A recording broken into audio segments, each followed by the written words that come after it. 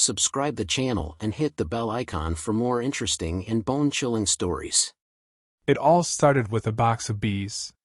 It was deep within the stores of the company, in the depths where only the bravest dare enter. Well, that, and literally about everyone with a basic level 1 access code. And in the depths one could find a box of bees, all dead and devoid of any color.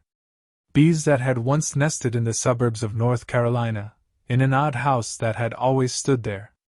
They called it the House of Tongues. My name is Canopy Hydrangea. I recover cursed artifacts, explore haunted places, and report back the information needed to the people I work for. The company then arranged what has to be done to remove these blemishes from the world. If it isn't possible, we make sure the evil of cursed artifacts and bizarre places doesn't make its way to the general public. But sometimes, it's important to leak a report or two to the unsuspecting public. Makes for a good warning, and this particular file is one of many that must be known. So, team, I began, as we sat around an old fireplace, in the bakery turned cover for our base of operations. What has the company found us today? Rainie, my key assistant, tuned up the old projector and pressed a few buttons. Kyron faked a yawn, and my scroll keeper, Cypress, laughed. We all stopped laughing when the image of a dead dog, bloodied and covered in long, piercing slashes emerged. So let's talk about the House of Tongues. Rainie began, changing the slide to an image of a remodeled, but still old-looking house. This house was built back in the 1620s and... I'll cut Rainie's exposition by a lot here. Many unnecessary details, but details that kept us intrigued and interested. The house, built in 1627, was built by a migrating priest and his family. Initially, it was supposed to be a small cabin, a little summer place for rest and meditation. This all changed when, according to local mythology, the priest was offered a deal by an odd man in white and black. He called himself the Night Merchant, and the priest gave up his cabin, and within 7 days and 7 nights a grand, expansive house replaced it. The licking began to take place nearly a year after that. Not much is known from the priest's records as Rainie tells it. His words were deemed heresy and burned. But we do know that the house, named Adorned Place, changed hands over the centuries, though most records were lost to time. The more important records come after the end of the Great War. 1927. A family, the Bakers, moves into Adorned Place, now remodeled to fit it with a little town that popped up from the economic boom. 1928. William Baker's youngest daughter reports a sensation at night, a strange rough feeling, as if she were being licked by a cat. Cats do not approach Adorned Place. In fact, the house does not seem to welcome all but human life. Cats who approach it go mad and disappear. The family dog Baker brings along is found on the street, eviscerated by long, piercing slashings the police could never explain. 3 months later the sightings begin. William Baker goes out one day to investigate mewling noises behind the house. The entire backyard is trashed, pots have gone flying, dirt has been dug, the entire garden has been uprooted. Darting around the corner are monsters. Small, slender things, and ashen white with bodies as thin as sticks. Their bones show, the muscles pulse. But strangest of all are their heads, large and muscular, adorned with small horns that dot it, and 2 eyes, he states, as deep blue like the sea. Terrified and confused, William goes back to the house to fetch a rifle. When he goes back, though, they've vanished. The noises continue for the rest of the year, but always gone before he can take a good, clear look. But something else, far more chilling and incredible, has appeared. One of his 2 daughters have vanished. Both company and government records show that the Bakers only had 1 daughter. And yet, in the cold winter of 1928, William Baker finds himself mad, shocked as he begins to remember a daughter that never existed. An older daughter, he remembers. But try as he might, he can't picture her face nor find any certificates, legal evidence she had existed. But in the halls of the house she does. There's a bedroom with things that aren't supposed to be there. A bed, posters, and books, all evidence a teenage girl had once lived there. But on paper, she does not exist. And neither does she exist in the minds of anyone else. His wife and only daughter do not acknowledge the extra room. His neighbors seem to avoid him. 1929. At night they come. They appear as shadows in the windows, peering in with small hands, large, blue eyes. And then they open a circular, razor-like mouth and a long tongue with teeth emerges, licking the window and gently cracking it. William takes his rifle and journeys outside. The creatures seem to taunt him, gracefully avoiding his gunshots, leading him deeper and deeper into the woods that were not there when he bought the place. When he realizes, all too late, that his fences have ceased to exist, it's too late. The creatures are gone. And behind him, in the large house called Adorned Place, there are screams. When William Baker finally finds the house again, everything is silent. His wife and child are gone. The creatures sit cross-legged and wait, tongues eerily lolling out. He shoots them, but the bullets always seem to miss. By dusk they are gone. Legally, William Baker's wife and 2 kids do not exist. He spent the rest of his life telling the same tale in a mental asylum. He also claimed the creatures followed him there, always peeking in through the bars and windows. He is found near death one day, bizarre lacerations and slashings.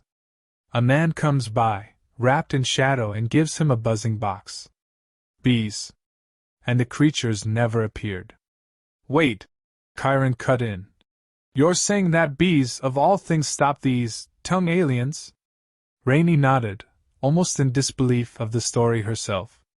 Whoever gave him those bees knew how to deal with them, she continued. However it works, it worked. William got out the asylum and lived the rest of his life as a beekeeper. Cypress guess. Rainie nodded. So if this case is closed, why has the company handed it over to us? Rainie sighed in disappointment. As I was saying, she remarked, teeth clenched, the bees have failed. A slide displayed thousands of dead bees around the house. In 1937, 2 company agents bought the house and bombarded the place with beehives. Beehives that have remained ever since, cared for by a gardener. She paused and switched it over to another angle. Last week, the gardener vanished, only remembered by a single surviving company agent. Any guesses as to what they want us to do? I nodded and gleefully raised my hand. They want us to clean it up. The bees and I tried to think of the name. Tongue aliens. Tunlings, if you will. That generated some laughter. Cypress, Chiron, you 2 are my containment experts. Cypress revealed a drawing on an iPad. Already working on a spell. Chiron shrugged. The new iron salt guns are ready. I looked at Rainie in anticipation, wondering if there was more. That's about it. There's a similar story that happened in 1932, but same old, same old. She paused, thinking. We should also watch for artifact hunters. Sources suggest Lorino's crew may be looking to seize one of the aliens for themselves. I practically growled. Lorino and his crew were a gang of villains that dabbled in selling cursed artifacts and cryptids to shady dealers. Cryptid smuggling? Rainie nodded. Cypress noted this as well. If they show, boss, we'll take them out this time. By the next hour we'd prepared all we needed. We stood by a large, simple adorned mirror and waited. Cypress chanted some ancient, long-forgotten poetry, and the mirror changed to a quiet street. Rainie stepped through, then Cypress, Chiron, and me, and then we were face to face with Adorned Place. I felt a sense of great discomfort. Do you ? I muffled my ears, suddenly starting to hurt. Heard that? It was the sound of bees, buzzing all at once in a cursed, malevolent death knell. I screamed in pain and fell to the floor. Cypress caught me as I fell and read off of their phone. Infected beast of unholy. I drifted in and out as the ghost swarm dazed me. Begone! And it was over, and my vision cleared. The house is powerful, I murmured. I don't think we're just dealing with the tongue things. I stammered, still dizzy. There's. I reached into the ether. More than one entity. Chiron looked a bit worried. Should we call for backup? Nah, I replied. We can take it. We entered the house, the buzzing still in the back of my mind. As told, a swarm of bees lay dead around the place, and with every step we took a loud crunch emanated, echoing around the house. Besides that, and the deep fear we were all beginning to feel, there was nothing. All the events happened at night, Rainie reminded. And it is dash. Drip drop. Something red and thick fell onto my hand. It was blood. Drip drop. More began to fall from the ceiling, a river of blood pouring from cracks. It was cold and seemed to pulse in time, as if alive. Rainie wrote into a journal, then collected a sample. Weird. It's not a threat. Chiron nervously pointed his weapon around. Well, I don't like it. Well, go on and iron salt it, I told. I don't like it either. Chiron nodded, reached into his bag and found a sphere of white. We averted our eyes as he lit the fuse, tossing it up into the air and exploding in light, spraying us with salt and fine iron enchanted so that it would not hurt us. The ghost blood stopped and fell to the ground, evaporating into ash. One phenomenon neutralized, Rainie noted. We continued onwards, until the house decided to shift itself, creaking, trying to spin its halls so that we would emerge back where we came from. We were at the kitchen, then it would creak, and the door we opened. Back up front, I murmured. I'll handle it, Cypress offered, already beginning to chant. The place let out a sigh, and things were restored. It won't hold, though. And then they finally appeared. Little deformed things. Pale bodies, large heads, large, bulbous eyes. They appeared in the corner of my eye at first, though as we ventured deeper into the house they seemed to dart here and there. Chiron attempted to shoot them, but they seemed ever evading, always just out of reach. Rainie noted them and sketched the beings. And as we got deeper the sound of the dead bees began to crescendo. And other noises. The sound of screams, of pleas for help. The house seemed to go on forever, unfolding, each layer of the house seemingly older and more arcane from the last. In front, it had seemed like a remodeled house. Inside, it was at least 30 years old, and in each subsequent hall, room it got older and older.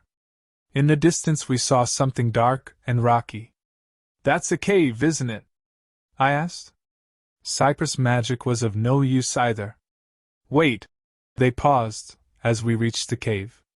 The shadows flickered within, and the creatures seemed to whisper in the darkness. He spun around and gasped. I think we've been tricked. I turned to see a wall. A solid wall of paint and brick. That wasn't there the last time I dash. I screamed as something lashed out, cutting me.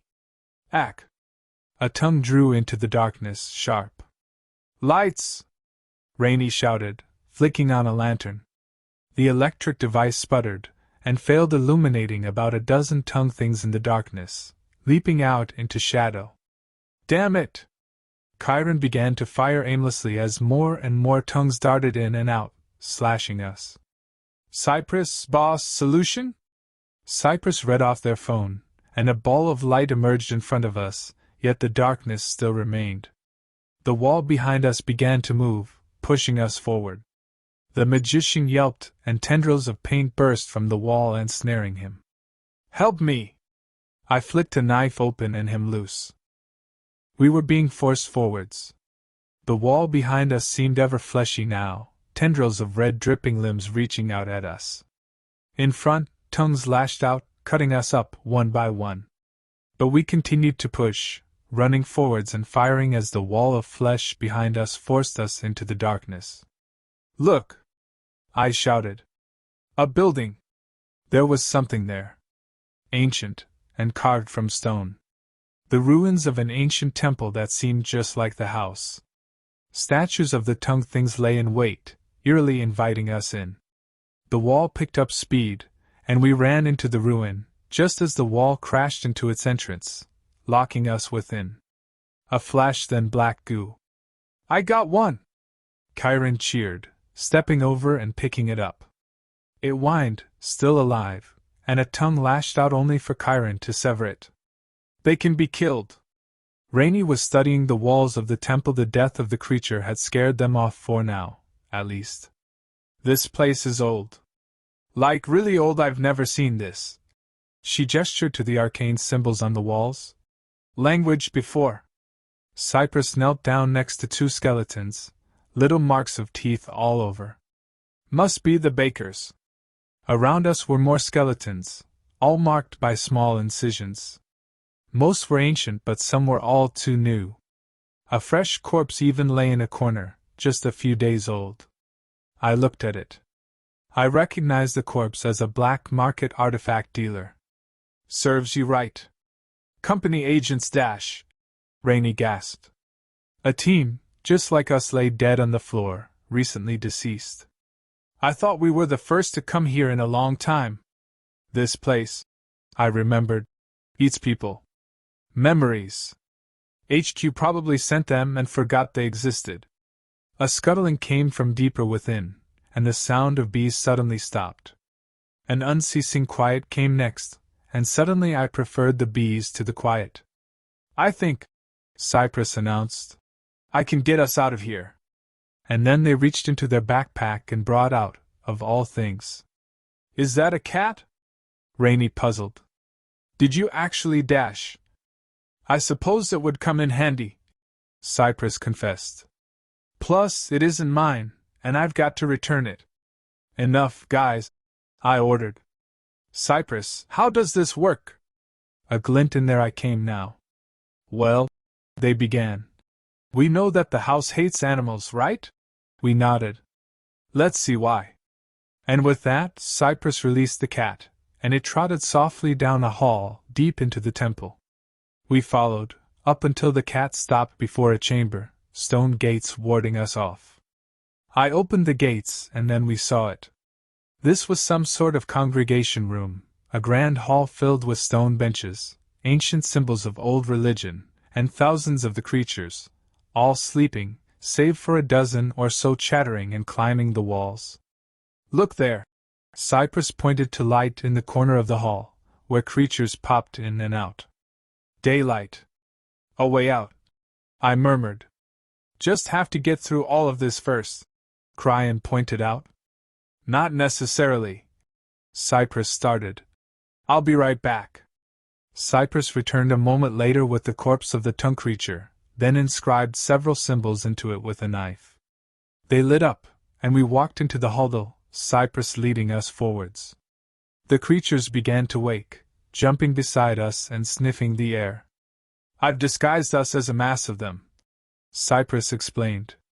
Let's see how long this holds. The creatures ignored us, returning to hibernation. I observed the hall as we journeyed closer and closer to daylight. Statues of goat-like things watched us, tall and ancient, yet oddly familiar. The creatures tended to the place, lighting candles and even managing a small garden towards the back. They did not construct the place, but whoever did left them to tend for it, to keep it sacred, safe. Oh no, Cypress murmured. The spell's worn off. That's when the creatures began to shift, paying attention to us once again. Cypress gulped, found the cat and threw it. Run! And so we did, towards daylight. The creatures lashed out at us. The cat seemed to distract them, pawing its way through the little beasts. I need rope, Cypress commanded, just as the light shone above us. An opening seemed so far away. Here. I tossed it, and Cypress reached out and, with ancient art, floated it up. Climb! I shouted, already beginning to do so. Go! And as we climbed, the creatures did so too, leaping from the walls to seize us. Chiron fired and Cypress did strange art. I slashed them away, and they fell to an ever-growing pile below us. 3 were on the rope below us. Take this! Chiron slashed the rope, cutting them loose. I rose into the light first, pressing open a grate and helping Cypress up. Rainie came next, then Chiron. I threw the rope over, and shut the grate back down. Still, they stuck to the walls, still chasing us. I found an explosive, strapped it to the grate and ran. A boom came behind us, and no opening remained. We were in the backyard. I think, I murmured, I'm going to submit this place for immediate destruction. And that was that. The place had been surveyed, our job was done. We'd done all we could and found what we needed. We couldn't stop them on our own. A request was made, and the last time I heard of the place, it had both been burned, collapsed, and creatures seized for further study. Another day was done. Another bizarre place kept under control. If you know a place marked by evil, let us handle it.